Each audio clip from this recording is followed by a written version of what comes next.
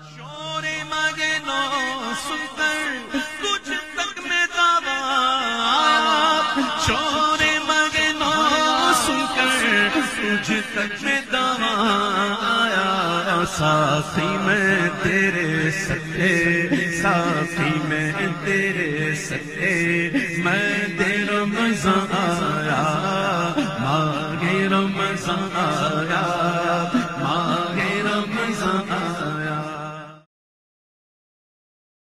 رمضان آیا، ماہ رمضان آیا۔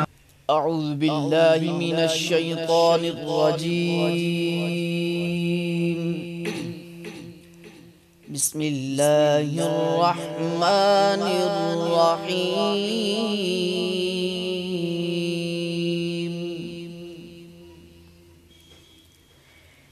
وَإِنَّهُ لَتَنزِيلُ رَبِّ الْعَالَمِينَ نَزَلَ بِهِ الرُّوحُ الْأَمِينُ،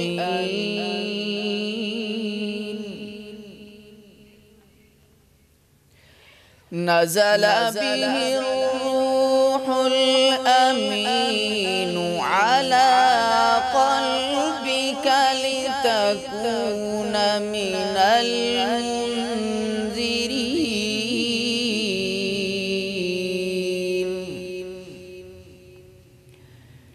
بلسان عربي مبين، وإنه لفي زبر الأولين،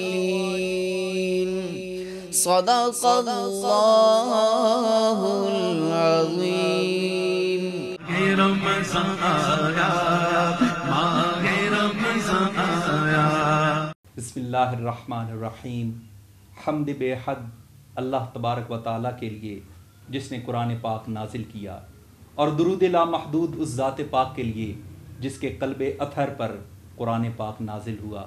پھر لاکھوں سلام ہوں ان لوگوں پر جس نے اس پاک زبان سے، جس کی ہر بات وحی خدا، اس پاک زبان سے قرآن پاک سیکھا، یاد کیا، اس کے معنی کو سمجھا، پھر آنے والی نسلوں تک پہنچایا۔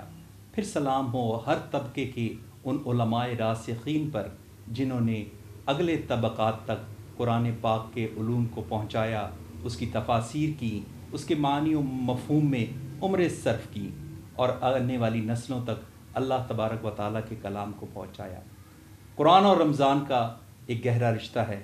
انا انزلناہ فی لیلۃ القدر، قرآن پاک کی ایک مبارک رات میں قرآن پاک نازل ہوا۔ رمضان کریم اسی وجہ سے مبارک قرار پایا کہ اس میں قرآن پاک نازل ہوا۔ یہی وجہ ہے کہ تمام دنیا کے مسلمان اس ماہ میں قرآن کی طرف متوجہ ہوتے ہیں، قرآن پڑھتے ہیں، اس کے علوم سیکھنے کی طرف توجہ دیتے ہیں۔ لیکن بدقسمتی یہ ہے کہ اسی ماہ میں طرح طرح کی آوازیں بھی آنا شروع ہو جاتی ہیں۔ کچھ کم علم لوگ جنہوں نے قرآن پاک کو صحیح سیکھا تک نہیں ہوتا، وہ بھی سکھانے کے درپے ہو جاتے ہیں۔ اس لیے ضروری سمجھا کہ قرآن پاک کی صحیح تفہیم کیسے حاصل ہو، ایک عام آدمی فہم قرآن کیسے حاصل کرے، اور فہم قرآن حاصل کرنے کے کیا سلیقے اور طریقے ہیں، انتہائی اہم موضوع تھا۔ اسی وجہ سے ہم نے یہ چاہا کہ کسی معتبر عالم دین سے رابطہ کیا جائے اور ان کی آراء سے مستفید ہوں۔ اسی لیے آج ہمارے درمیان موجود ہیں معزز و محترم حضرت علامہ صدام حسین صاحب۔ حضرت کو ہم نے اس حساس موضوع کی حساسیت کی وجہ سے حضرت کو دعوت سخن دی ہے کہ آپ ہماری رہنمائی فرمائیں اور ہمارے ناظرین کی بھی رہنمائی فرمائیں۔ کچھ سوالات ہم نے تنظیم بلبل باغ رضا نے ترتیب دیے، اور اسی کے تحت ہم حضرت کی افکار اور اہل سنت والجماعت کے عقائد و نظریات جاننے کی کوشش کریں گے۔ السلام علیکم ورحمۃ اللہ۔ وعلیکم کیسے مزاج ہیں آپ کے؟ وبرکاتہ۔ حضرت آپ جانتے ہیں کہ جیسے ہی رمضان کا مہینہ شروع ہوتا ہے تو قرآن پاک کے دروس شروع ہو جاتے ہیں، تو ہر طرح کے لوگ اس میدان میں آ جاتے ہیں۔ لیکن اس طرف جانے سے پہلے میں ایک عمومی ایک سوال کرنا چاہوں گا، اس سے بھی میرا واسطہ پڑا کہ جو لبرلز اور مغربی تعلیم یافتہ لوگ ہیں عموماً وہ یہ کہتے نظر آتے ہیں کہ یہ کتاب جو ہے یہ تو ایک عقائد کی کتاب ہے، یہ اصلاح کی کتاب ہے، تو اس کو چوما کیوں جائے، اس کی عزت اور برکت، وہ باقاعدہ مذاق اڑاتے ہیں۔ ایون میں نے ایک شخص کو یہ کہتے سنا، یقین کیجئے گا کہ اس نے کہا کہ اس میں تو حیض و نفاس کے مسئلے ہیں، تم اس حیض والی آیت پہ چوم رہے ہو، اس حد تک وہ چلا گیا۔ تو آپ ہماری رہنمائی فرمائیں کہ کیا قرآن پاک بے شک کتاب ہدایت ہے، لیکن اگر میں اس کو چومتا ہوں، اس کی قدر کرتا ہوں، اس کو آنکھوں پہ لگاتا ہوں، اس کو سینے سے لگاتا ہوں یا اس کا دم کرتا ہوں، تو کیا اس سے مجھے کوئی فوائد حاصل ہوتے ہیں؟ کیا کوئی ثواب مترتب ہوتا ہے یا نہیں ہوتا؟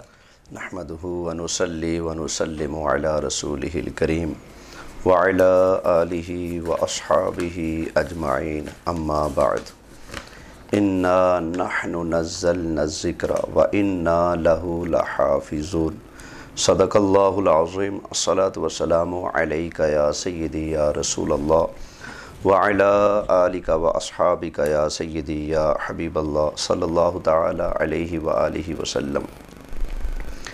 سب سے پہلے تو میں آپ کا اور آپ کی پوری ٹیم کا شکریہ ادا کروں گا کہ آپ لوگوں نے مجھے یہ موقع دیا کہ میں آ کر اس مقام پر آ کر جو دین متین کا ایک پیغام ہے وہ لوگوں تک پہنچا سکوں۔ اللہ کریم آپ کی اس کاوش کو اپنی بارگاہ میں قبول فرمائے۔ آپ نے جو سوال کیا ہے اور پھر جس انداز سے لوگوں کی باتیں آپ نے سنی اور ان کی پیش کی ہیں، تو مجھے سنتے ہوئے ہنسی آ رہی تھی۔ کہہ رہے ہیں کہ اس میں حیض و نفاس کے مسائل ہیں تو اس کو کیوں چوما جائے؟ قرآن میں حیض و نفاس کے مسائل ہیں تو کہتے ہیں اس کو چوما جائے، کیوں چوما جائے؟ بھائی جس کے ساتھ حیض اور نفاس وابستہ ہے، کیا اس کو چومنے سے باز آتے ہیں یہ لوگ؟ ماشاءاللہ، سوچنے کی بات ہے نا۔ جس کے ساتھ یہ مسائل درپیش ہیں، آپ کی وہ بیوی کی صورت میں ہو سکتی ہے، وہ بیٹی کی صورت میں ہو سکتی ہے، وہ ماں کی صورت میں ہو سکتی ہے، کیا آپ نے اپنی بیوی کے ساتھ یہ معاملہ، یعنی کہ میں یہ سمجھا کہ آپ کہنا چاہ رہے ہیں کہ وہ حقیقتاً نجاست سے ملوث ہے؟ ادھر تو مسائل ہے نا، ہاں جی، اور ادھر یہ چیز بالفعل اس میں پائی جا رہی ہے۔ بالکل صحیح صحیح، نہ صرف مسائل بلکہ ان کے ساتھ یہ چیز پیش آ رہی ہے۔ جی بالکل، لیکن اس کے باوجود بیٹی سمجھ کر بیٹی کو بوسہ دیا جا رہا ہے، سنت مصطفیٰ ہے، ٹھیک ہے نا۔ اسی طرح والدین ماں کے ہاتھ پاؤں چومے جا رہے ہیں، کیوں؟ کیا اس کے ساتھ یہ مسائل نہیں ہیں؟ جو یہ سوال کر رہے ہیں ہم ان سے سوال کر رہے ہیں نا، کیا بات ہے، کیا بات ہے۔ کیا وہ اپنی زوجہ پر جب انہیں پیار آتا ہے کیا وہ اس کا بوسہ نہیں کرتے، بوسو کنار کرتے ہیں؟ تو پھر کیا آپ ایک ناجائز کام کر رہے ہو، آپ غلط جگہ منہ لگا رہے ہو؟ پھر سوال تو پیدا ہوگا نا۔ دوسرا، جب ہم یہ باتیں کریں گے نا، یہ ہمیں جواب دیں گے، کہیں گے اصل میں تمہیں معلوم نہیں، یہ چومنا اصل میں محبت ہے۔ ہم ماں کے پاؤں چومتے ہیں، ہاتھ چومتے ہیں، محبت ہے۔ والدین کے پاؤں چومتے ہیں، ہاتھ چومتے ہیں، محبت ہے۔ بیٹی کے، بہن کے سر پر بوسہ دیا، ماتھے پر بوسہ دیا، یہ ہمیں محبت ہے۔ تو اسی طرح اگر کسی اور چیز کو ہم چومتے ہیں تو وہ ہمیں وہاں پر محبت ہے، اس لیے تو ہم کہتے ہیں ٹھیک ہے، مسئلہ حل ہو گیا۔ اصل میں چومنا محبت کی دلیل ہے، چومنا پیار کی دلیل ہے، عقیدت کی دلیل ہے۔ تو ہم بھی یہی کہتے ہیں، ہمیں اللہ کے قرآن سے محبت ہے، ہمیں اللہ کے کلام سے عقیدت ہے۔ تو تمہیں جس پر پیار ہے تم چوم لیتے ہو، ہمیں جس پر پیار آئے گا ہم اسے چوم لیں گے۔ ماشاءاللہ ماشاءاللہ۔ اور دوسرا یہ کہنا کہ چومنا سمجھ میں نہیں آتا، یہ تو پھر بھی خدا کا کلام ہے۔ اللہ نے بھیجا، جبریل لائے، مصطفیٰ کریم صلی اللہ علیہ وسلم کے قلب اطہر پر اللہ نے نازل فرمایا۔ ہم نے تو دیکھا کہ ایک پتھر ہے، کعبۃ اللہ شریف میں نصب ہے، اس کو چوما جا رہا ہے۔ سبحان اللہ، کیا وہ کلام اللہ ہے؟ بے شک نہیں، وہ تو پتھر ہے، حجر، وہ پتھر ہے، وہ اللہ کی مخلوق ہے، اور یہ اللہ کا کلام، اللہ کی صفت ہے، سبحان اللہ کا کلام ہے۔ جب اللہ کی مخلوق کو چوما جا سکتا ہے پیار کی وجہ سے، اور اس کے چومنے پر ثواب مل رہا ہے، ثواب مل رہا ہے، بے شک، یہ تو کلام ربی، اس کو چومنے پر ثواب کیوں نہ ملے گا؟ کیا بات ہے۔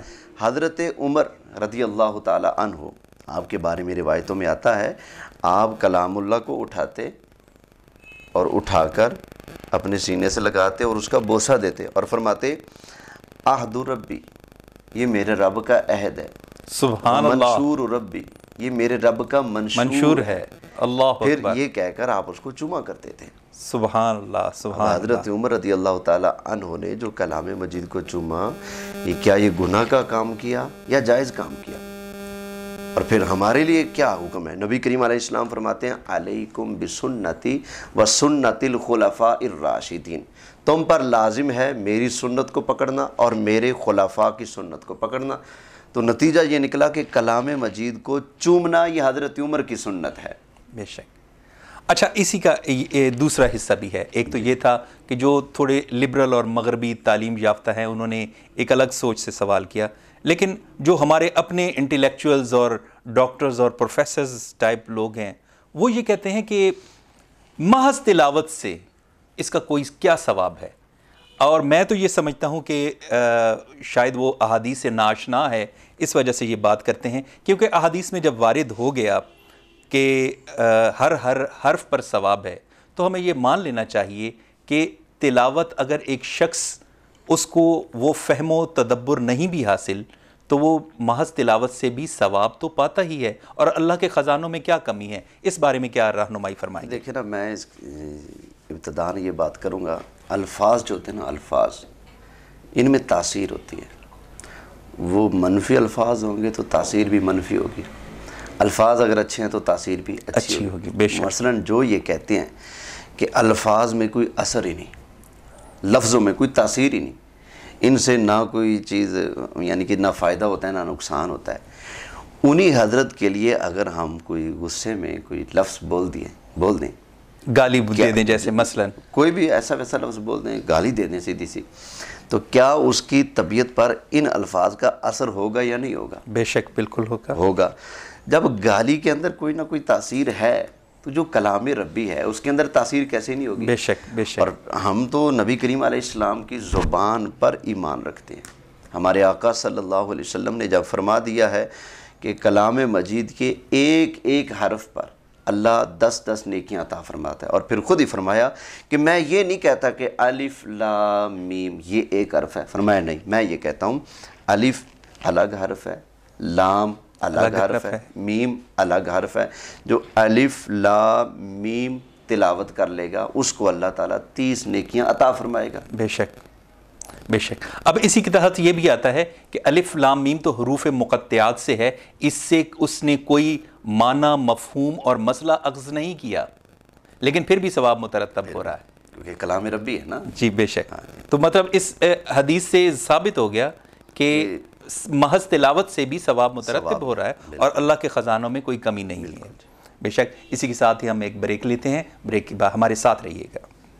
شور مگنو سن کر تجھ تک میں دعویٰ آیا، شور مگنو سن کر تجھ تک میں دعویٰ آیا، ساقی میں تیرے سکے، ساقی میں تیرے سکے، میں دے رمضان آیا، ماہ رمضان آیا، ماہ رمضان آیا۔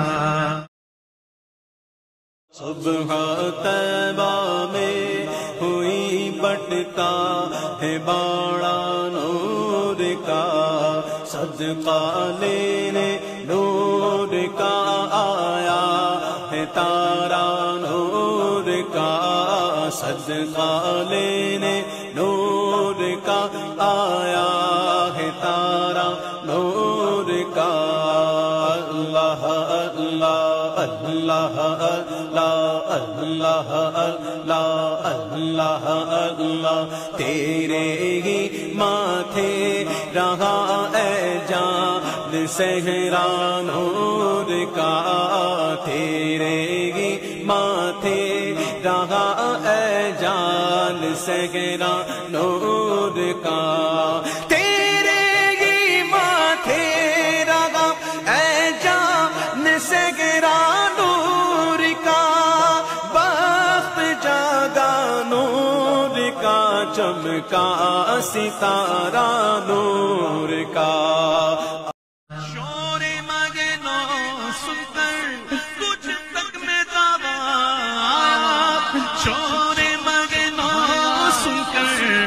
تجھ تک میں دعویٰ آیا، ساقی میں تیرے سکے، ساقی میں تیرے سکے، میں تیرا مزہ آیا، ماہ رمضان آیا، ماہ رمضان آیا۔ سلسلہ کلام کو دوبارہ جوڑتے ہیں وہیں سے جہاں سے منقطع ہوا تھا، رمضان کے رنگ تنظیم بلبلے باغ رضا کے سنگ میں، بلکہ آج تو یہ پروگرام قرآن کے رنگ بن گیا ہے، انشاءاللہ اس سے ہم مستفید ہوں گے۔ حضرت ایک اور نیکسٹ کویسچن وہ یہ ہے کہ وَلَقَدْ يَسَّرْنَا الْقُرْآنَ لِلذِّكْرِ، اس کے تحت کہا جاتا ہے کہ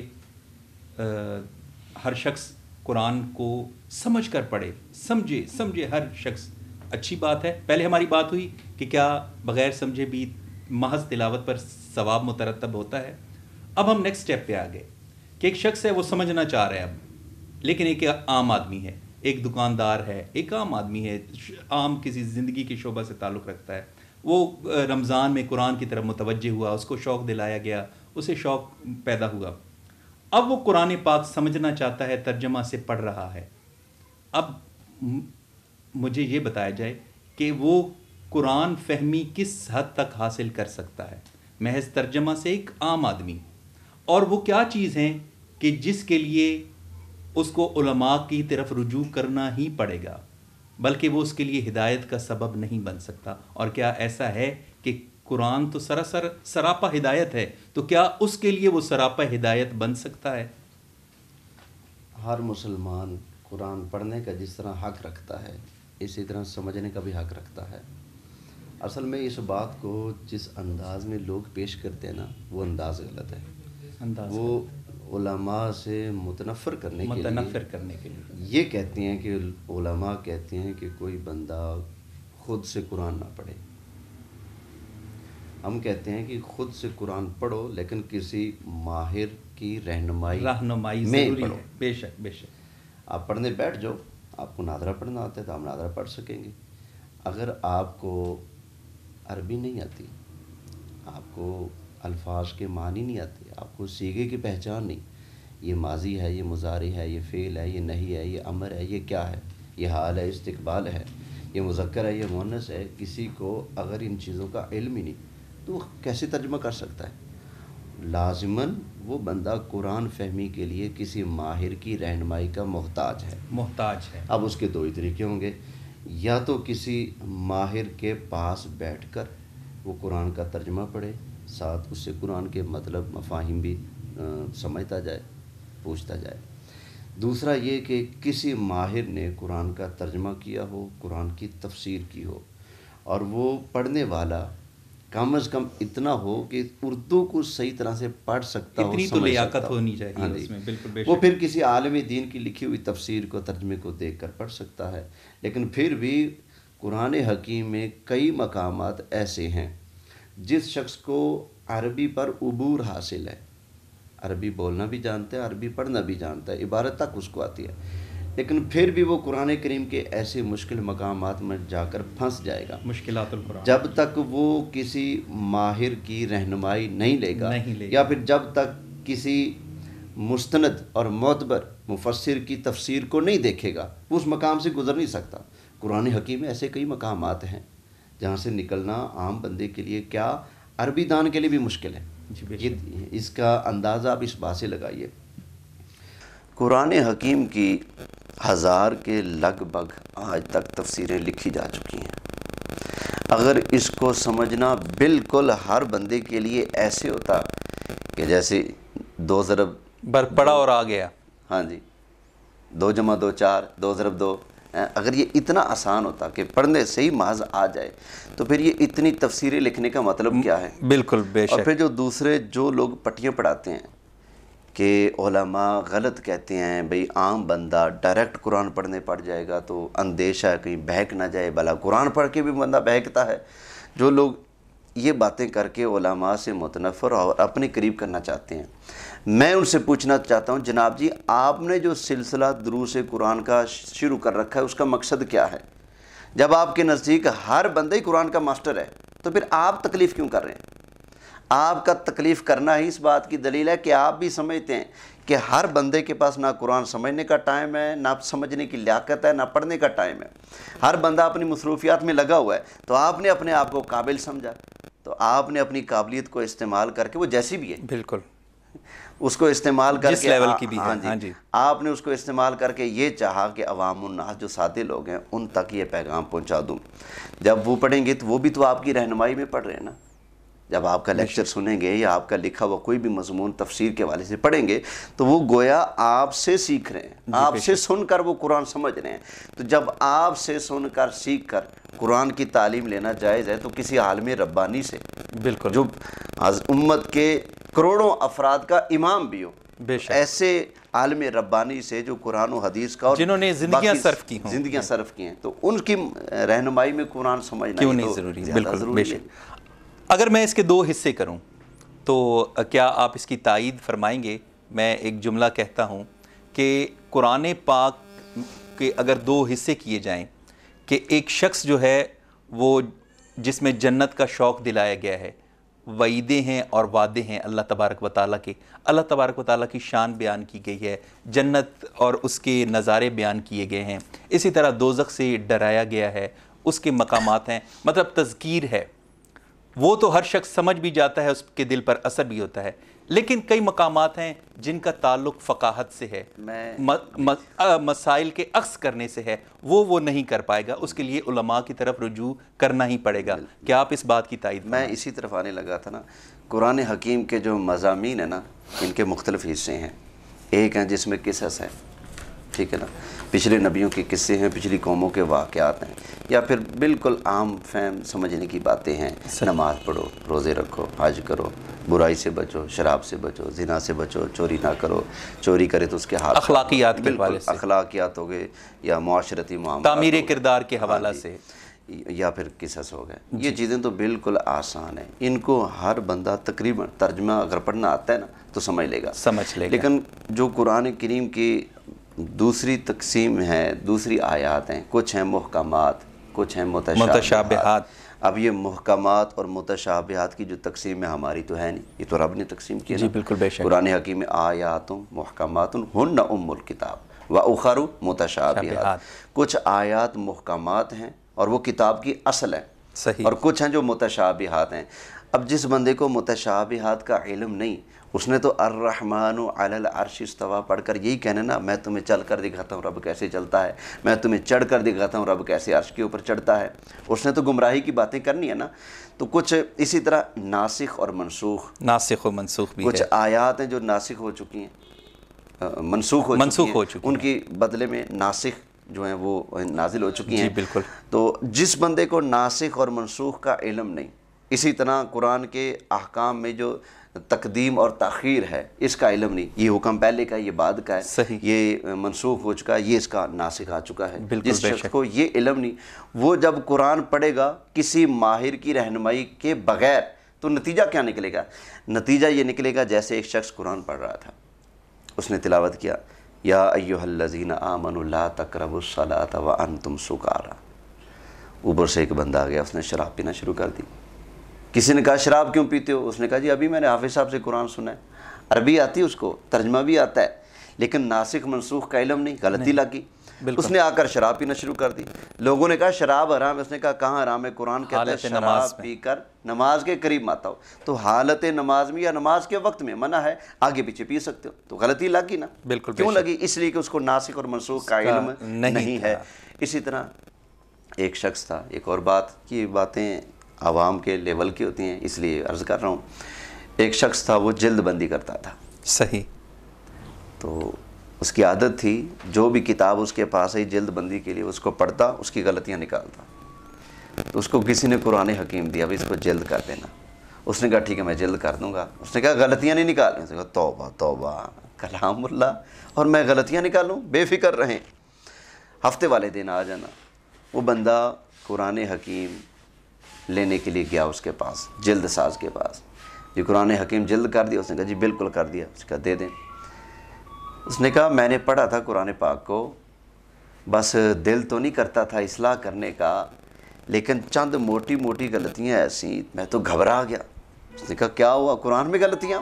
اس نے کہا دیکھو نا قرآن پاک یہ خدا کا کلام ہے، اس کے اندر کافروں کے نام، ایک جگہ فرعون کا نام لکھا ہوا تھا، ابو لہب، ایک جگہ ابو لہب کا نام لکھا ہوا تھا، ایک جگہ شیطان کا نام لکھا ہوا تھا، اور ایک جگہ تو حضرت موسیٰ علیہ السلام کے ساتھ لکھا ہوا تھا خر موسیٰ، خر کہتے ہیں گدھے کو، تو گدھا تو حضرت عیسیٰ علیہ السلام کا تھا، موسیٰ علیہ السلام کا تو نہیں تھا نا، تو میں نے خر موسیٰ کی جگہ خر عیسیٰ کر دیا، حالانکہ وہ خر فارسی والا سمجھ رہا تھا اور وہ خر عربی کا تھا، تو عربی میں تو خر کا معنی اور ہے، فارسی میں اور ہے، تو غلطی لگ گئی۔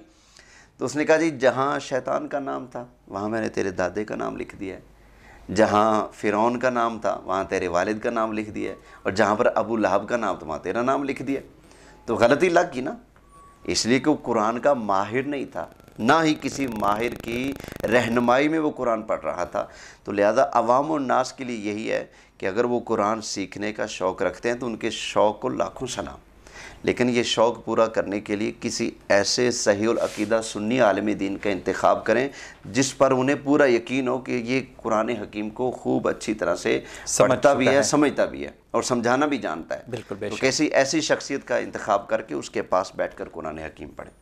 بالکل، جیسے دوسرے دنیاوی علوم ہیں یا جن میں لوگ مہارت حاصل کرتے ہیں تو ہم انہی کی طرف اس کو سیکھنے کے لیے رجوع کرتے ہیں، بالکل اسی طرح قرآن کریم بھی انہی سے سیکھا جائے گا جو اس میں مہارت تامہ حاصل کر چکے ہوئے ہیں۔ دیکھیں نا، ایک تو رونا یہ کہ ان کو عربی نہیں آتی، نادرہ بھی صحیح نہیں آتا، جن کو کہا جا رہا ہے ڈائریکٹ سمجھو، نادرہ صحیح پڑھنا نہیں آتا، عربی کی الف سے بے نہیں آتی، ٹھیک ہے؟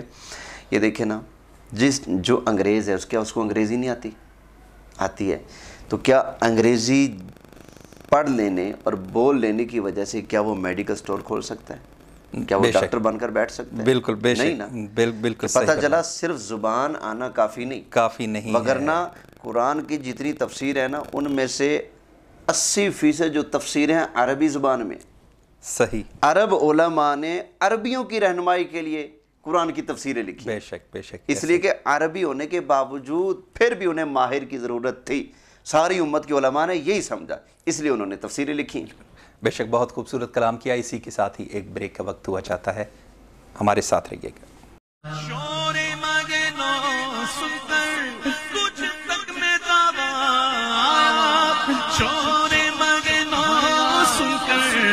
تجھ تک میں دواں آیا، ساقی میں تیرے سکے، ساقی میں تیرے سکے، میں دے رمضان آیا، ماہ رمضان آیا، ماہ رمضان آیا۔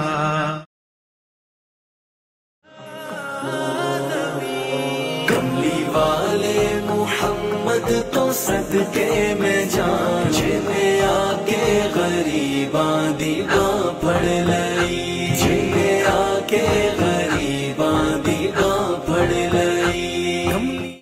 شور مگے نو سن کر تجھ تک میں دعویٰ آیا، شور مگے نو سن کر تجھ تک میں دعویٰ آیا، ساقی میں تیرے سکے، ساقی میں تیرے سکے، میں دے رمضان آیا، ماہ رمضان آیا، ماہ رمضان آیا۔ سلسلہ کلام کو دوبارہ جوڑتے ہیں، پروگرام رمضان کے رنگ، تنظیم بلبل باغ رضا کے سنگ، بلکہ قرآن کے رنگ۔ اسی سے ریلیٹڈ ایک کویسچن اور بھی ہے کہ اب رمضان کریم میں خصوصاً اور بالعموم بھی پورا سال ہم دیکھتے ہیں کہ ڈاکٹرز، انجینئرز اور اب تو موٹیویشنل سپیکرز یہ قرآن پاک کی نہ صرف تفسیر کر رہے ہوتے ہیں، ترجمہ کر رہے ہوتے ہیں، بلکہ لوگوں کو آگے درس وغیرہ کا سلسلہ بھی انہوں نے جاری کیا ہوا ہے۔ ایک تو آپ یہ بتائیں کہ اس چیز کو آپ کس نظر سے دیکھتے ہیں، کیا یہ لائق تحسین ہے کہ یہ ایک اچھی ایفرٹ کریں، اور اگر نہیں تو آپ کی نظر میں یہ کیا بگاڑ پیدا کرے؟ اگر یہ لوگ قرآن حکیم کے ماہر ہیں، یہ ان تمام مراحل سے اور گزر چکے ہیں اور وہ سارے علوم ان کے اندر موجود ہیں، یہ پڑھ چکے ہیں، میری جو مراد قرآن ان کو سے سمجھنے ہے، کے لیے کافی ایک ڈاکٹر ہے جو کہ MBBS ڈاکٹر ہے، انجینئر ہے تو وہ تو ظاہری بات ہے انجینئرنگ سے وابستہ ہے.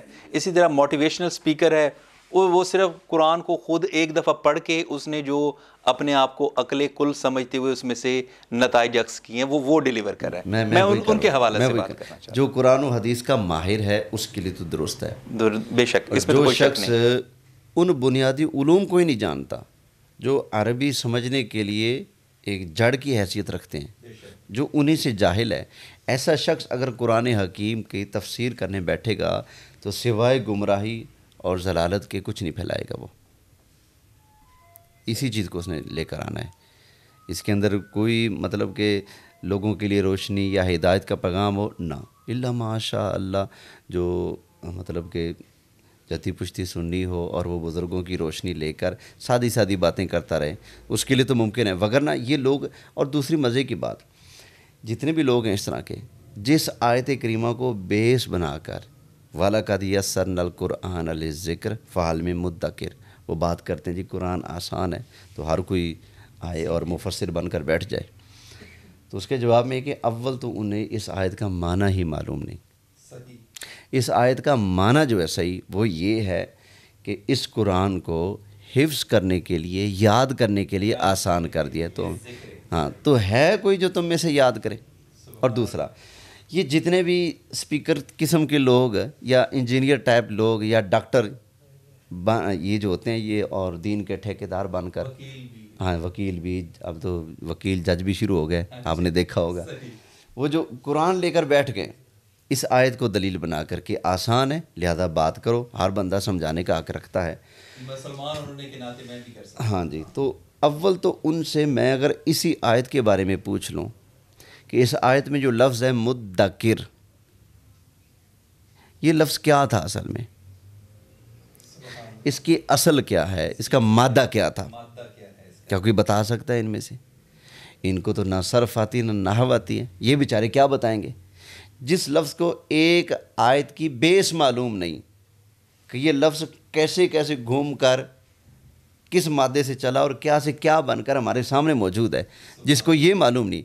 آسان کر دیتا ہوں, جو لوگ صرف محض انجینئر ڈاکٹر ہو کر جو کہ عربی علوم سے بالکل نا آشنا ہیں, قرآن و حدیث کے وہ استاد بن کر بیٹھے ہوئے لوگوں کو پڑھا رہے ہیں, سکھا رہے ہیں, ان سے اگر میں یہ کہوں کہ اس مدکر کے اندر ایک زال, حروف تہجی میں زال ہے نا, دال زال, زال موجود ہے, وہ زال کہاں کی مجھے ڈھونڈ کر دکھاؤ. یہ کہیں گے مولوی نے جھوٹ بول دیا, اس میں تو میم دال کاف را ہے, دال تو ہے ہی نہیں. تو میں کہوں گا کسی عربی کے ماہر سے پوچھو اس کی اصل کیا تھی. یہ ہاں جی, یہ اصل میں تھا از تاکارا, از تاکارا سے بنا ہے یہ. تو باب افتعال کی جو تا ہے, ٹھیک ہے نا, اس کو بدل دیا دال کے ساتھ, اب کیا بن گیا, از داکارا بن گیا. اب زال کو بھی دال سے بدل کر دال کا دال میں ادغام کر دیا تو بن گیا اداکارا.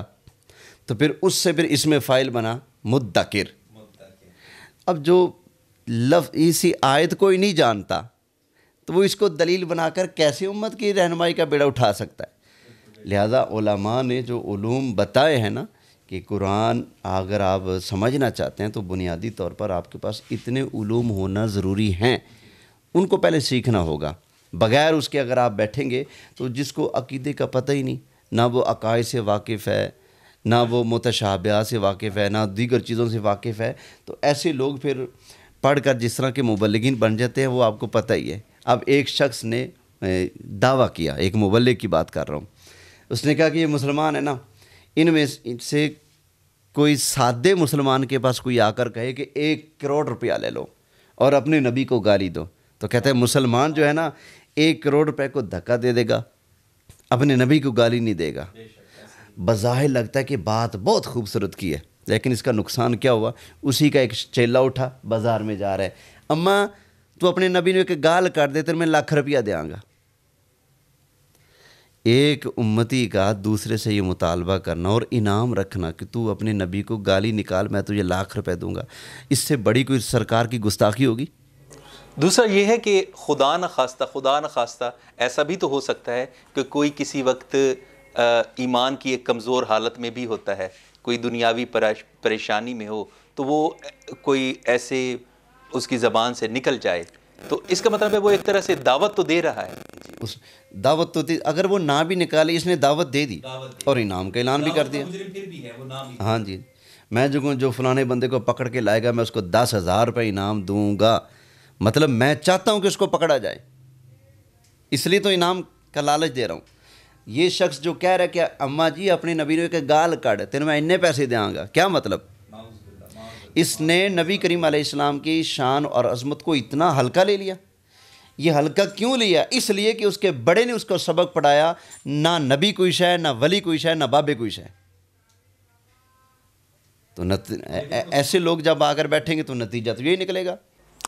ماشاءاللہ آپ ویسے میرے تمام اگلے سوالوں کو پہلے ہی کور کر لیتے ہیں، لیکن کیونکہ میں یہ سوال آپ سے کرنا چاہوں گا پھر بھی کہ بات یہ یہاں تک پہنچ چکی ہے کہ یہ لوگ جو قرآن کے ماہرین نہیں ہیں ان کو قرآن کے دروس اور قرآن کے آگے لیکچرز دینے کا اور اس طرح سے حق حاصل نہیں ہے، ترجمہ و تفاسیر کرنے کا.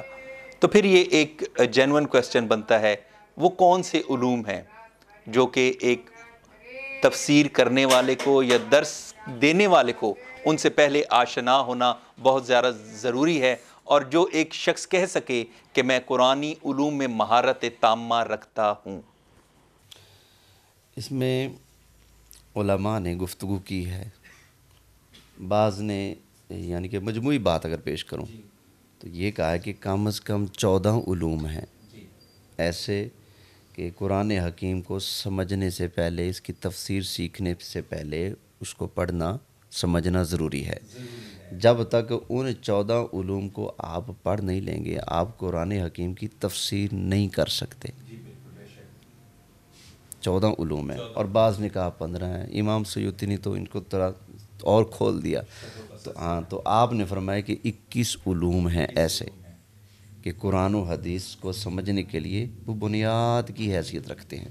سب سے پہلے تو عربی آنا ضروری ہے، لغت عرب سے وہ بندہ واقف ہو اچھی طرح سے. تو ظاہری بات ہے عربی میں ہے تو علم معانی، بیان اور یہ سب پہ بھی اس کو، اور محاورہ، اس سب میں اس کو عبور حاصل ہونا چاہیے. امام مالک رحمہ اللہ آپ فرماتے ہیں اگر میرے پاس کسی ایسے شخص کو لایا جائے پکڑ کر جو عربی لغت کو نہیں جانتا لیکن وہ قرآن کی تفسیر کرتا ہے، فرمایا میں اس کو سزا دوں گا. ہاں جی، سزا دوں گا اس کو. اسی طرح باب مدینۃ العلم کا بھی ایک کال میری نظر سے گزرا تھا، اگر آپ رہنمائی فرمائیں کہ آپ نے کسی وائز کو ڈانٹا تھا. بالکل. کیا فرمایا تھا اس کو؟ آپ نے فرمایا تھا کیا تو جو تفسیر بیان کر رہا ہے تو کیا تو قرآن کے ناسخ اور منسوخ کو جانتا ہے؟ اس نے کہا جی نہیں. فرمایا ہلکتا و اہلکتا، خود کو بھی ہلاک کرے گا دوسروں کو بھی ہلاک کرے گا. اب کیا مولا علی کا علم کیا کچا تھا؟ تو آج کل کے علماء کو تو آپ مولوی کہہ کر ٹال دو گے، مولا علی کو بھی یہ کہہ کر ٹال دے گا کوئی کہ ان کو پتہ نہیں تھا، یا پھر وہ قرآن سے لوگوں کو دور کرنا چاہتے تھے. مولا علی جو باب مدینۃ العلم ہے وہ بھی اس بات کو جانتے ہیں کہ قرآن کو سمجھنے کے لیے پہلے بنیادی طور پر چند علوم کا سیکھنا ضروری ہے. اور ظاہر ہے وہ جو وائز تھا وہ عرب ہی ہوگا. ہاں جی. اس کے باوجود آپ نے فرمایا کہ کیا تم ناسخ و منسوخ کا علم رکھتے ہو؟ ہاں جی. تو جب اس سے ناشناسی کا اقرار کیا تو آپ نے اس کو مسجد سے نکلوا دیا. ہاں جی. بلکہ آپ نے کوفہ میں دیگر کئی وائزین کو کوفہ کی مساجد سے نکلوا دیا. حضرت عمر رضی اللہ تعالیٰ عنہ جو عربی کے اتنے بڑے ماہر تھے کہ بعض اوقات آپ کے سامنے کوئی اہل عرب میں سے ہی بولتے ہوئے غلطی کرتا تو آپ اس کی اصلاح کرتے. فرماتے بھائی تو اپنی اصلاح کر، یہ یوں نہیں یوں کر. تو وہ حضرت عمر رضی اللہ تعالیٰ عنہ جو کہ خود عرب ہیں، عربی زبان ہے آپ کی، قرآن بھی عربی میں اترا، اس کے باوجود آپ نے سورہ بقرہ 3 سال میں نبی کریم علیہ السلام سے پڑھی ہے.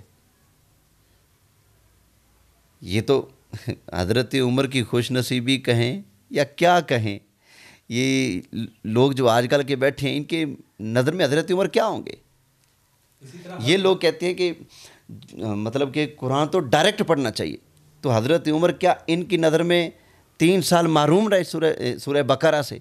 جو انہوں نے سبکن آہستہ آہستہ سورہ بقرہ کو نبی کریم علیہ السلام سے پڑھا ہے.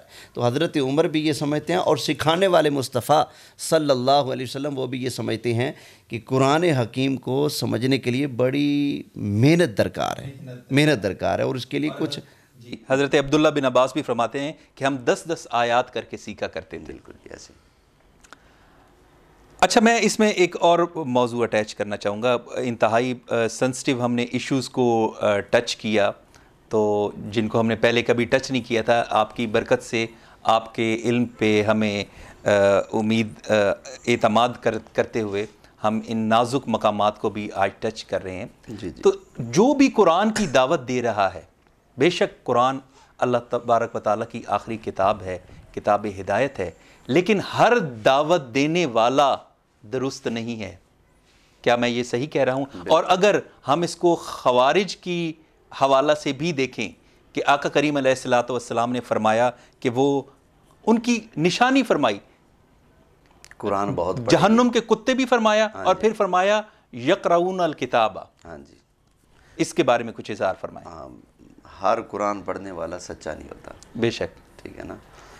تو نبی کریم علیہ السلام نے فرمایا کہ جو خوارج ہوں گے، خارجی لوگ، یہ قرآن بہت پڑھیں گے لیکن وہ ان کے حلق سے نیچے نہیں اترے گا. اب یہ دیکھیں نا، ایک طرف حضرت مولا مشکل کشا تھے اور ایک طرف خوارج تھے. انہوں نے حضرت علی کو قرآن پڑھ کر مشرک کہا. معاذ اللہ، معاذ اللہ. تو آپ نے حضرت عبداللہ بن عباس کو ان کے ساتھ مناظرہ کرنے کے لیے روانہ فرمایا. بالکل، بے شک. آپ نے فرمایا بھئی کیا کہتے ہو، کس دلیل پر مشرک کہہ رہے ہیں؟ انہوں نے کہا جی حضرت علی نے تو کسی کو حکم مان لیا ہے، تو ان الحکم الا للہ، حکم تو صرف اللہ کا ہے. قرآن سے دلیل لائے. ہاں، قرآن سے دلیل لائے. اب میں پوچھتا ہوں، جو کہتے ہیں جی ہر قرآن پڑھنے والی کی بات کو مانا جائے گا، ہر قرآن پڑھنے والی بات کو سنا جائے گا، جو بھی قرآن لے کر بیٹھے وہ سچا ہے، اگر یہی بات ہے تو حضرت عبداللہ بن عباس قرآن لے کر قرآن پڑھنے والوں سے مناظرہ کر رہے ہیں. اور مولا علی کا بھی ایک فرمان ہے اس کے بارے میں کہ کلمۃ الحق کے، اس کو بھی اگر آپ بیان فرما دیں. میں عرض کر دیتا ہوں.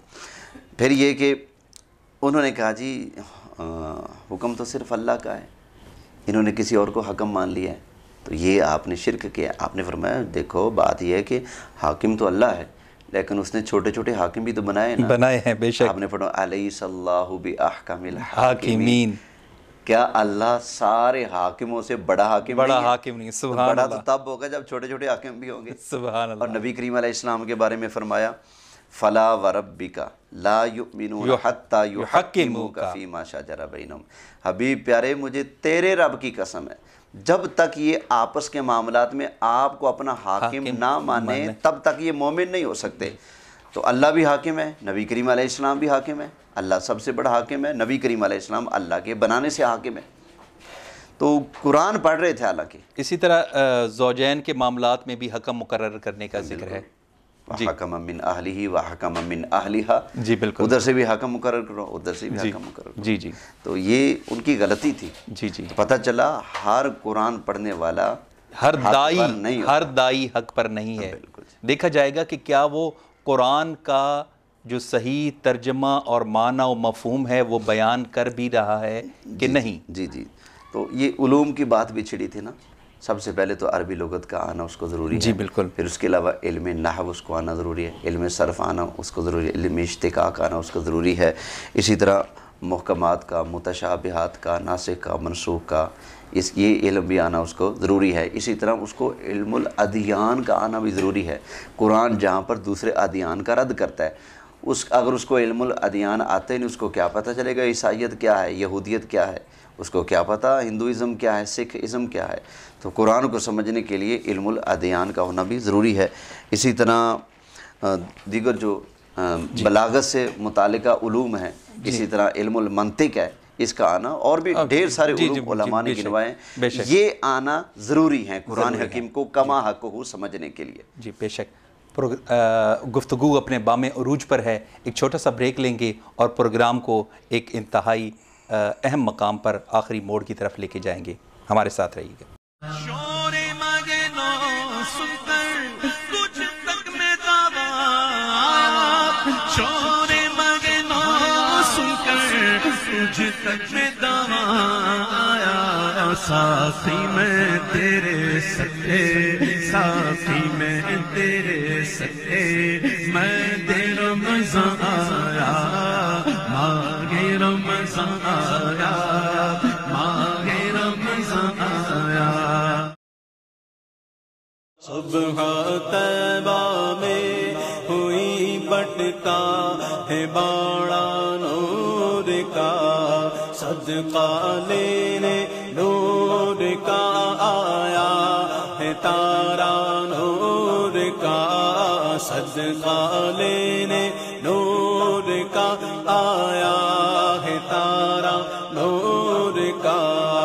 अल्लाह अल्लाह अल्लाह अल्लाह अल्लाह अल्लाह अल्लाह अल्लाह, तेरे ही माथे रहा ए जान सहरा नूर का, तेरे ही माथे रहा ए जान सहरा नूर का, तेरे ही माथे रहा ए जान सहरा नूर का, वक्त जागा नूर का, चमका सितारा नूर का। शोरे मगनो सुनकर तुझ तक में दावा, शोरे मगनो सुनकर तुझ तक में दावा आया, साथी मैं तेरे सत्ते, साथी मैं तेरे सत्ते, मैं दे रमज़ान आया, मांगे रमज़ान आया, मांगे रमज़ान आया, मांगे रमज़ान आया, मांगे रमज़ान आया। जी, गुफ्तगू अपने बामे उरूज तक पहुंच चुकी थी और हम इसका इख्तिताम एक इंतहाई नाजुक और हसास मकाम की तरफ दोबारा इशारा करेंगे और प्रोग्राम को इख्तिताम की तरफ लेके जाएंगे। और वो नाजुक मकाम ये है कि हमने अभी ज़िक्र किया कि डॉक्टर्स, इंजीनियर्स और वकला हजरात और ये सब दुरूस कुरान और तफासीर में के दुरूस शुरू कर देते हैं। तो फिर एक और सबसे बड़ा जो बात देखने में आती है, पहले दर्स से ही, इवन सूरह फातिहा से ही, इय्याका नाअबुदु व इय्याका नस्ताईन से लेकर और ता आखिर जितनी भी आयात आती हैं वो एक शिर्क की तलवार लेकर अहले सुन्नत वल जमात पे चढ़ दौड़ते हैं। और ऐसा लगता है कि इन तमाम दुरूस का दरअसल मकसद और जो मख्फी इसका मकसद था वो वाहिद दरस कुरान ही नहीं था, सिर्फ यही था कि अहले सुन्नत वल जमात को जो सदियों से इनके मुत्तफ़िक़ा अक़ाइद व नज़रियात हैं, इन पर हम शिर्क की तलवार चलाई जाए। इसके बारे में आप क्या फरमाएंगे? मसला और हमारी तफासीर मोतबरा उसके बारे में क्या कहती हैं? शिर्क पर गुफ्तगू करने से पहले ईमान वालों की एक निशानी है, वो मैं ज़िक्र करता हूँ। अल्लाह फरमाता है इन्नल्लज़ीना क़ालू रब्बुनल्लाहु सुम्मा इस्तक़ामू। ईमान वाले जो है ना, वो हैं जिन्होंने कहा हमारा रब अल्लाह है, फिर उस पर डट गए, यानी कि इस्तिकामत फिद्दीन सही इसके अंदर है ना, वो ईमान वाला है। ठीक है, तो ये निशानी याद रखनी है। जो मोमिन होगा उसके अंदर इस्तिकामत होगी, जो उसका मौक़िफ़ होगा उस पर डट जाएगा, उसमें कोई लचक नहीं होगी, उसमें कोई कंप्रोमाइज़ नहीं होगा। अब ये मौक़िफ़ लेकर चलते हैं कि ये बरेलवी मुशरिक हैं, यही ना खुलासा? यही सही। जो भी बैठा है, कोई इंजीनियर बैठा है, कोई कुरान अकेडमी के नाम से खोल कर बैठा है, जो जैसे बैठा है, सबका घूम घुमा कर फतवा सिर्फ हमारे ऊपर ही आता है। यानी कि तवस्सुल को, निदा को और इन सब को कुफ्र और शिर्क करार दे दिया, मिला जुला और शिर्क जली करार दिया जाता है। जी, ये मुशरिक है। ठीक है ना भाई, अगर हम मुशरिक हैं तो मैं एक दरख्वास्त पेश करूँगा, हमारी मस्जिदों में फिर तुम्हारा आना, तबलीग करना हराम, बेशक हमारे पीछे नमाज़ पढ़ना हराम। अपने मौलवियों के फतवों का हया खुद ही कर लो, क्यों खुद ही तमाशा बनाते हो? हमें मुशरिक भी कहते हो और आकर हमारे पीछे नमाजें भी पढ़ते हो, और मेरे तो हाथ भी चूमते हैं। मुशरिक को हाथ चूमते हो यार, ये आपकी करामत है। हाँ जी, मेरे पास करोड़ पक्का दारुल कुरान के मौलवी साहब आए रमज़ान शरीफ से पहले मेरी मस्जिद में, 2 मौलवी साहब थे। मैं मस्जिद के साथ ही हमारी रिहाइश है, तो घर में जा रहे थे, पीछे से वो आए तो मुझे आवाज़ दी, मैं रुक गया। آپ سے گزارش کرنی ہے۔ میں نے کہا جی بسم اللہ۔ کیا کہتے جی آپ مدرسے کے حوالے سے چندہ کرنے آئے ہیں آپ کی مسجد میں۔ میں نے کہا جی کون سا مدرسہ؟ انہوں نے کہا جی کروڑ پکا میں دارالقرآن ہے۔ میں نے کہا وہ تو ہمارے نظریات سے نہیں ہے، بیچارے ہر وقت جو بوجھ اٹھا کے رکھتے ہیں ان کا مدرسہ ہے، وہ ہمارا اہل سنت کا تو نہیں ہے۔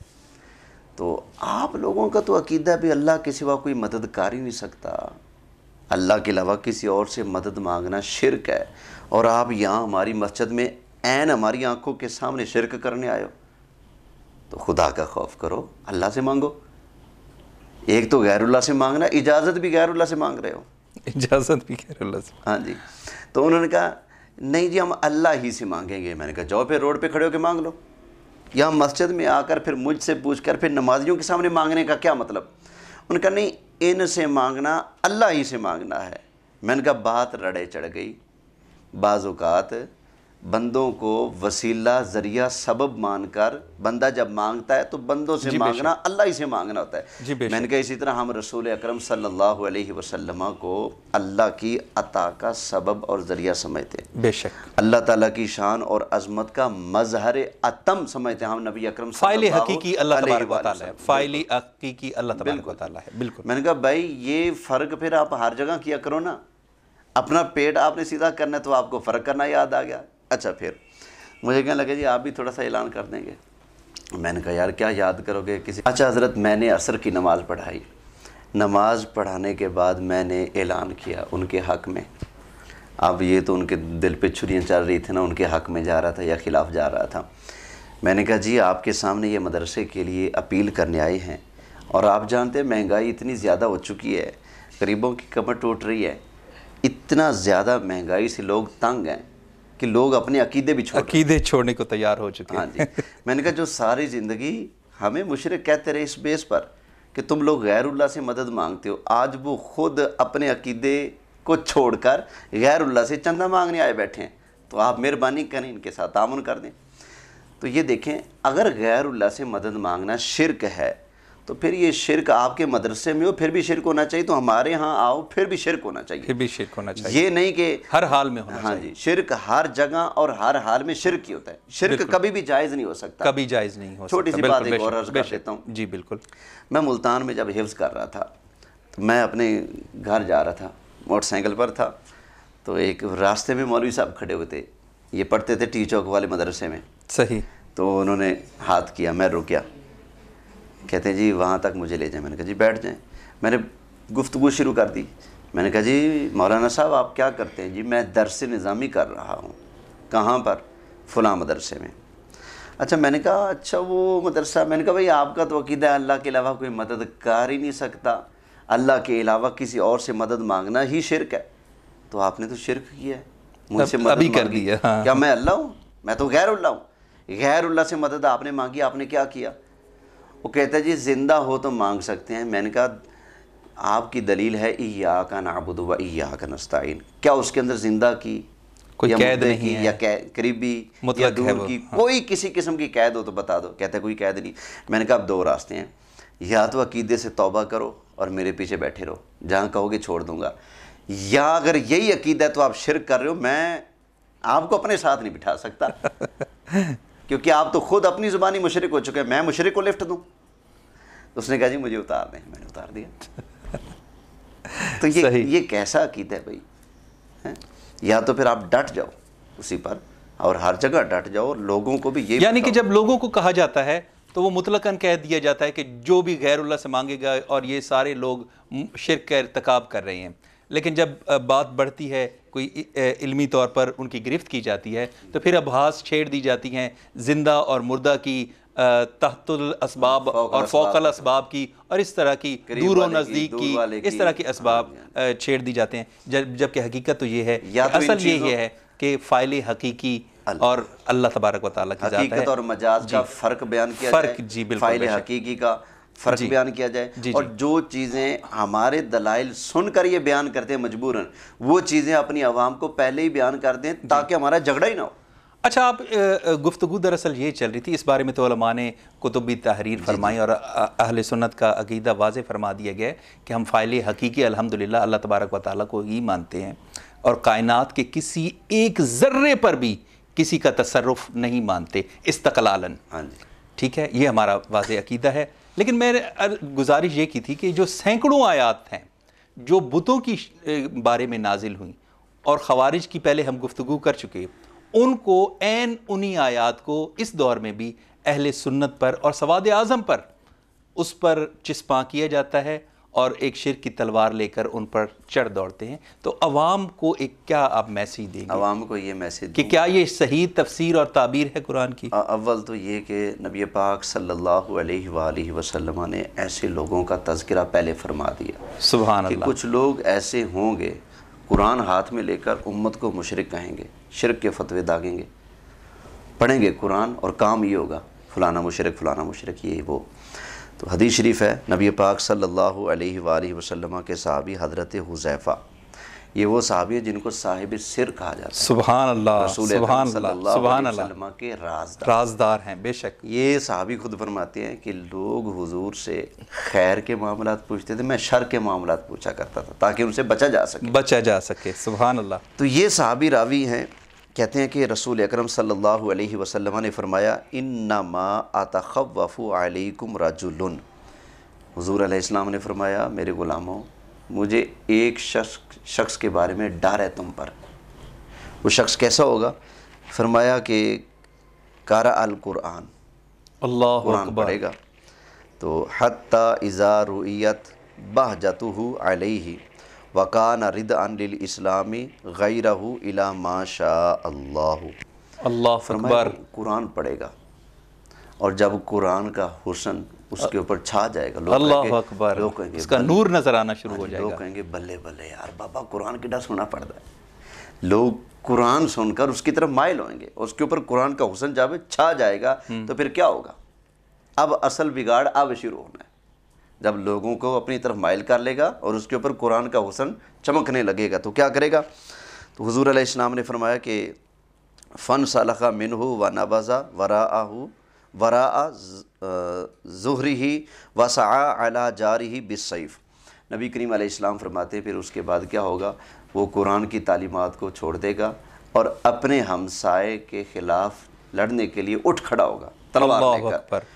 تو لڑائی کی بیس کس چیز کو بنائے گا؟ صحابہ کرام نے پوچھا تو نبی کریم علیہ السلام نے فرمایا وَرِمَاهُ بِالشِّرْك. اللہ اکبر. یعنی کہ یہ قرآن پڑھ کر اپنے ہمسائے مسلمان سے شرک کو بنیاد بنا کر جھگڑا کرے گا. اللہ اکبر. یعنی کہ یہ آج کے درس قرآن کا مسئلہ نہیں ہے، یہ صدیوں پرانی بات ہے. ہاں جی، جس کا حدیث میں بھی ذکر آ گیا. یا پھر اگر آج کا بھی ہو تو مخبر صادق صلی اللہ علیہ وسلم نے خبر پہلے دے دی. مطلب میرے کہنے کا مقصد یہ ہے کہ یہ عادت خوارج سے ہی چل پڑی تھی. بالکل جی. اچھا دوسرا، صحابہ کرام نے پوچھا یا رسول اللہ صلی اللہ علیہ وسلم مسئلہ حل فرما دیجئے نا، وہ مشرک کہہ رہا ہے جس پر قرآن کی بہجت بھی ہے. ہاں جی، قرآن کا حسن ہے، قرآن ہاتھ میں لے کر اگلے کو مشرک کہہ رہے ہیں. تو یا رسول اللہ آپ مہربانی فرمائے بتا دیں ان دونوں میں مشرک کون ہوگا؟ اللہ اکبر. فتویٰ لگانے والا یا پھر وہ جس پر فتویٰ لگ رہا ہے. قلت یا نبی اللہ ایہما اولا بالشرک المرمی ام الرامی قال بل الرامی. سبحان اللہ. تو پوچھا گیا یا رسول اللہ صلی اللہ علیہ وسلم دونوں جھگڑیں گے، ایک دوسرے کو مشرک کہہ رہا ہے قرآن پڑھ کر، تو دونوں میں مشرک کون ہوگا؟ شرک کے قریب کون ہوگا؟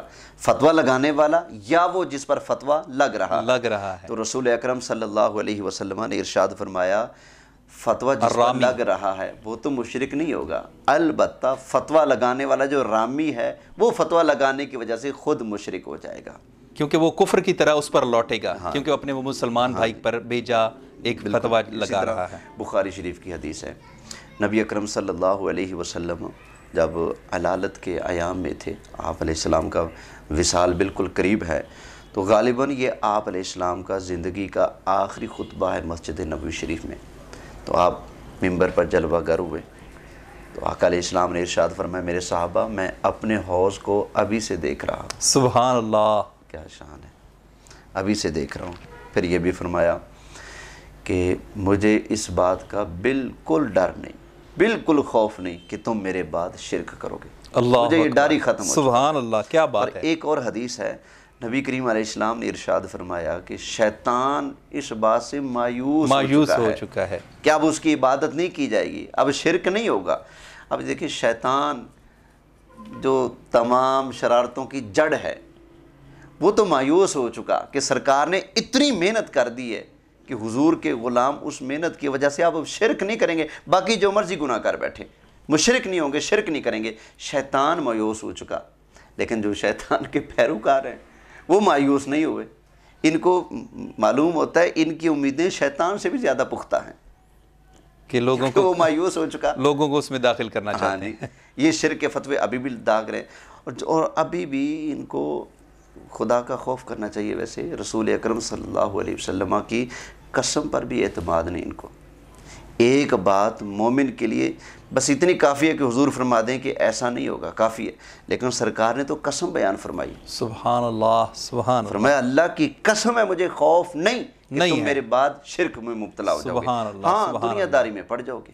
سبحان اللہ۔ اچھا کچھ لوگ کہتے ہیں نہیں، حضور علیہ السلام نے جو فرمایا تھا نا تو مراد تھے صحابہ جو سامنے بیٹھے تھے نا، تو آپ نے ان سے فرمایا کہ تم میرے بعد شرک نہیں کرو گے۔ اچھا بھئی پھر یہ بھی ماننا پڑے گا کہ سرکار دنیا داری کا بھی صحابہ سے فرما رہے ہیں کہ تم لوگ دنیا داری میں پڑ جاؤ گے، تم لوگ آپس میں لڑو گے، بھیڑو گے، دنگا فساد کرو گے۔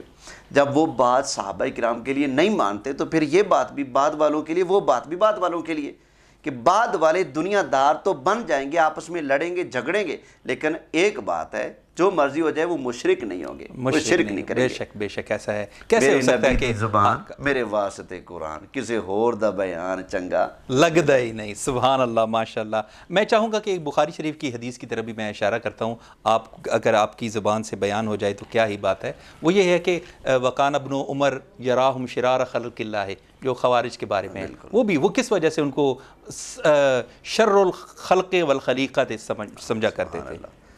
حضرت عبداللہ بن عمر ایک گروپ کو، ہمارے پنجابی میں بولیں تو ایک ٹبر نو صحیح، ساری کائنات میں سب سے زیادہ شرارتی سمجھتے تھے۔ انما آیات نازلت فی الکفار فجعلوها علی المؤمنین، سبحان اللہ، وہ آیتیں جو اللہ نے بتوں کے بارے میں یا کافروں کے بارے میں اتاری ہیں ان کو اٹھا کر مومنوں پر فٹ کرتے تھے، جس وجہ سے ان کو شرار و خلق اللہ والخلیقت۔ یہ جو ہے نا قرآن میں کہ غیر اللہ مکھی نہیں بنا سکتے، غیر اللہ کھجور کی گٹلی کے اوپر جو ہلکا سا پردہ ہوتا ہے اس کے بھی مالک نہیں ہے، غیر اللہ نفع نہیں دے سکتے، غیر اللہ نقصان نہیں دے سکتے۔ یہ آیتیں اصل میں بتوں کے بارے میں، مشرکین کے بارے میں، بتوں کے پجاریوں یا بتوں کے بارے میں ہیں، تو ان آیتوں کو اٹھا کر لوگ ادھر فٹ کرتے ہیں۔ اگلے دن ایک غیر مقلد بنا پھر رہا ہے، باپ اس کا دیوبندی ہے، لڑکا ہے، اس نے کہا جی کوئی سنی بریلوی آ جائے مجھ سے مباحثہ کریں، مناظرہ کر لے، جو مرضی آ جائے، مفتی راشد صاحب آ جائیں۔ مفتی راشد صاحب تو بڑی قادور شخصیت ہیں، اللہ ان کو سلامت رکھے، آمین۔ تو میں نے اس کو جواب دیا، میں نے کہا جی آپ میرے ساتھ بیٹھ دیں، بیٹھ کر گفتگو کر لیتے ہیں، اگر آپ نہیں آنا چاہتے تو آپ نے اپنے ابا جی کو آگے کر دیں، کیونکہ آپ کہتے ہیں جی وہ بھی مناظر ہیں تو اس کو لے آئیں۔ تو ان سے میری بات چل رہی تھی، تو میں نے کہا یار آپ لوگ بتوں والی آیتیں پڑھ کر مومنوں پر فٹ کرتے ہو، تو آپ تو کائنات کے سب سے بڑے شرارتی ہو۔ حضرت عبداللہ بن عمر کی روایت موجود ہے بخاری شریف میں، بے شک آپ کا ارشاد ہے، تو تم لوگ وہی کام کر رہے ہو خارجیوں والا۔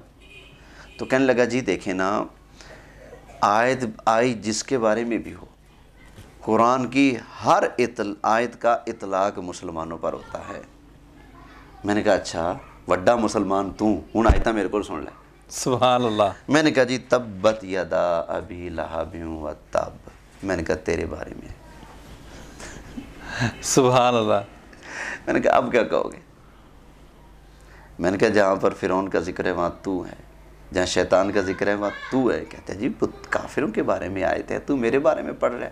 میں نے کہا یہی تو میں تجھے سمجھا رہا تھا، تبت یدا ابو لہب کے بارے میں وہ تیرے بارے میں نہیں پڑھ سکتے، میرے بارے میں نہیں پڑھ سکتے۔ اسی طرح وہ آیتیں بتوں کے بارے میں ان کو میرے بارے میں یا کسی بھی مومن کے اوپر پڑھ کر چسپاں نہیں کیا جا سکتا۔ تو اسی قرآن میں بھی تو ہے کہ عیسیٰ علیہ السلام فرماتے ہیں ابری الاکمہ والابرص واحیی الموتیٰ، الحمدللہ میں نے تقریباً 2-3 مہینے پہلے اس پر مفصل بیانات کیے ہیں انہی آیات پر. اس میں میں نے یہ جواب بھی عرض کیا ہے کہ ایک طرف تم کہتے ہو کہ جو اللہ کے سوا ہے، نبی ہوں، ولی ہوں، کوئی بھی ہو، مکھی نہیں بنا سکتے، اگرچہ سارے نبی اکٹھے ہو جائیں مکھی نہیں بنا سکتے. میں نے کہا اس کا مطلب ہے قرآن کی آیتیں آپس میں لڑتی ہیں، کیونکہ پرندہ کم از کم اتنا، مکھی اتنی سی ہے. عیسیٰ علیہ السلام فرماتے ہیں انی اخلق لکم من الطین کہیئۃ الطیر فانفخ فیہ فیکون طیرا باذن اللہ. تو وہ پرندہ بنا رہے ہیں، پرندہ اتنا بڑا بن سکتا ہے نبی کے ہاتھ سے، تو یہ تو مکھی. اور پھر اخلق کسی کا واحد متکلم ہے، فرماتے ہیں میں تخلیق کر رہا ہوں، میں پیدا کر رہا ہوں. تو اب کیا کہو گے؟ باذن اللہ. سبحان اللہ، سبحان اللہ. بے شک. تو گفتگو اپنے انجام کو پہنچی. تو اس کو میں کنکلوڈ اگر کروں تو کنکلوڈ یہ ہوگا کہ آپ ضرور قرآن پڑھیں، قرآن سمجھنے کی کوشش کریں، لیکن خدا را ماہرین اور جن لوگوں نے قرآن میں اپنی عمریں صرف کی ہیں، اور خصوصاً اہل السنہ والجماع کے جو 1400 سالہ عقائد ہیں، انہی لوگوں سے سمجھیے اور سمجھنے کی کوشش کیجیے گا. ہم نے گفتگو کے دوران اشارہ بھی کر دیا کہ کس طرح عقائد اہل سنت کے خلاف قرآن کی تفاسیر بھی کی جاتی ہیں، یا تو ان سے نابلد ہیں یا جان بوجھ کر ان کو نشانہ بنایا جاتا ہے، اور سواد اعظم کو ہی قرآن کا مخالف ثابت کرنے کی اور ان پر کفر و شرک کے فتوے داغنے کی کوشش کی جاتی ہے. تو آپ ضرور قرآن سیکھیں، لیکن یہ ضرور دیکھیں کہ میں کس سے سیکھ رہا ہوں. علم دین جو ہے، علم دین خصوصاً اس میں یہ دیکھا جاتا ہے کہ میں یہ کس سے حاصل کر رہا ہوں. یہ ایک الگ موضوع ہے. ہم علم دین بہت اچھی بات ہے، قرآن سیکھنا، بالکل قرآن کا تعلیم و تعلم ایک بہت روحانی اور نورانی وجدانی سلسلہ ہے، لیکن سب سے پہلے یہ دیکھا جائے گا کہ میں کہاں سے حاصل کر رہا ہوں. ہم نے یہی کوشش کی کہ آپ یہ سمجھ پائیں کہ ہر داعی قرآن وہ قرآن کی صحیح دعوت نہیں دے رہا. تو ہم اہل السنہ والجماعت کے اگر ہم اپنی نسبت اہل السنہ والجماعت کے ساتھ کرتے ہیں تو ہمیں قرآن کے علوم کا اخذ اور اخذ فیض انہی سے کرنا چاہیے. میں آخر میں آپ کا بہت بہت شکریہ ادا کروں گا. آپ نے ہماری رہنمائی فرمائی اور انشاءاللہ آپ ہماری محافل میں اور اسی طرح رہنمائی فرماتے رہیں گے. وآخر دعوانا ان الحمدللہ رب العالمین. رمضان آیا، ماہ رمضان آیا. واہ کیا جود و کرم، واہ کیا جود و کرم ہے شہبت تیرا. واہ کیا جود و کرم ہے شہبت تیرا. نہیں سنتا ہی نہیں مانگنے والا تیرا. نہیں سنتا ہی نہیں مانگنے والا تیرا. واہ کیا جود و کرم. دھارے چلتے ہیں عطا کے وہ ہے قطرہ تیرا. دھارے چلتے ہیں عطا کے وہ ہے قطرہ تیرا. تارے کھلتے ہیں سخا کے وہ ہے ذرہ تیرا. تارے کھلتے ہیں سخا کے وہ ہے ذرہ تیرا. واہ کیا جود و کرم. آسمان خان زمین خان زمانہ مہمان. آسمان خان زمین خان زمانہ مہمان.